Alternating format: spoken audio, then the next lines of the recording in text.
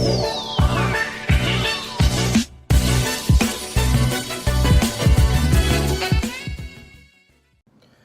right, what's up, guys? So today, excuse that, that's my computer in the background. But today, guys, I want to talk about testosterone, estrogen, and how to naturally increase your growth hormone levels. All right, so we basically live in a society in a time period where we have a lot of endocrine disrupting chemicals just running throughout our system that's causing a whole lot of issues, especially if you're trying to optimize your natural testosterone production and prevent it from actually converting into estrogen.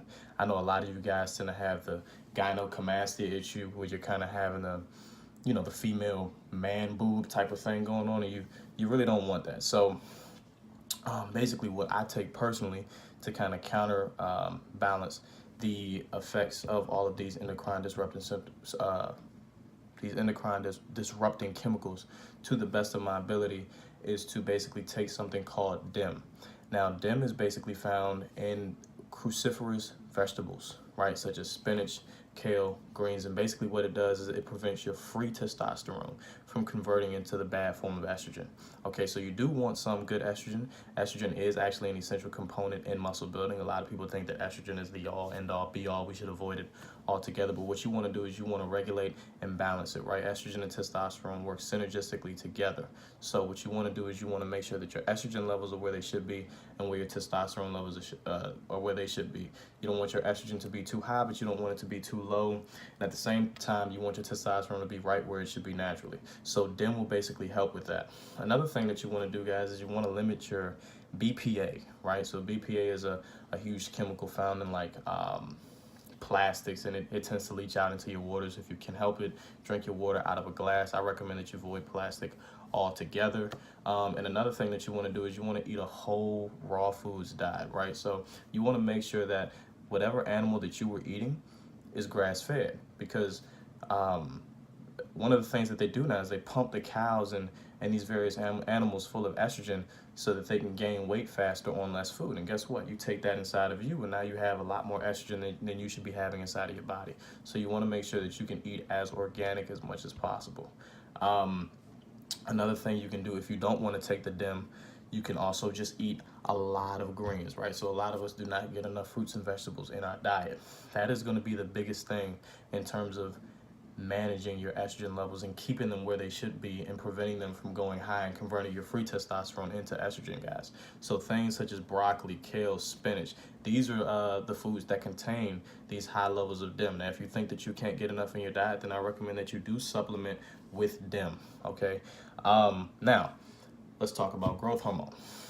A lot of you all are familiar with something called l-arginine, right? So l-arginine has actually been shown to, if you take it about 30 to 45 minutes before your workout, to actually stimulate the pituitary gland to release more growth hormone during your workout, leading you to, grow and recover and get bigger.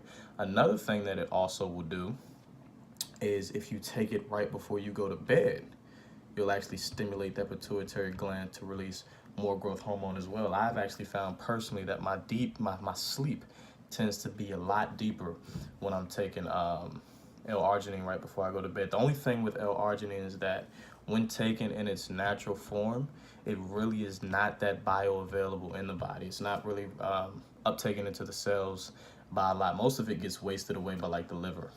There's actually an enzyme, I can't think of it off the top of my head, that the liver actually produces to actually get rid of the L-arginine. So the form that I recommend that you take it in is l-citrulline, okay? L-citrulline is actually highly absorbed by the body. L-citrulline converts into L-arginine.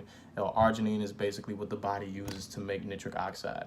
And unlike L-arginine, which has a really quick half-life, L-citrulline tends to stay into the blood for a long time.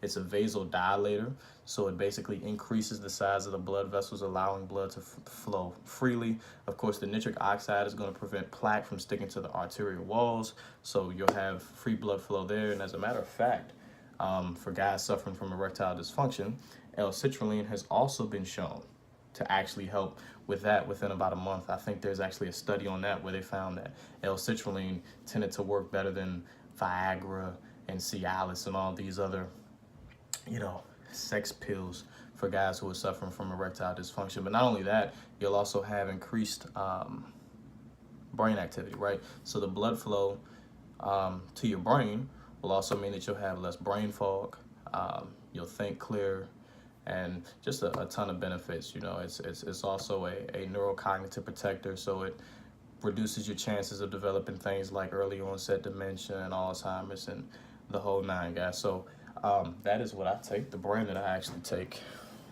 I'll go grab it. Right here. Doctor's Best. No, guys, I'm not paid by them. That is just the brand I prefer. That is actually just regular L-citrulline. I actually recommend that you go and get the form called l-citrulline malate.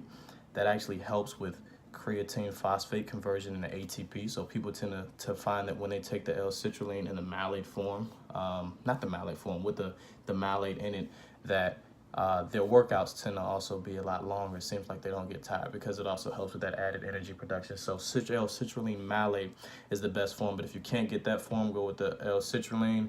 And if you can't find the L-citrulline, try to get you an l-arginine in the hydrochloride form, right? Because l-arginine in its pure form really is hardly uptaken in the body, and even the hydrochloride form is really hardly uptaken in the body. But what I do is I actually take the l-arginine hydrochloride with the L-citrulline, and I take that about 30 minutes before I go to work out, and I do notice that my pumps are pretty insane. So check that out, guys.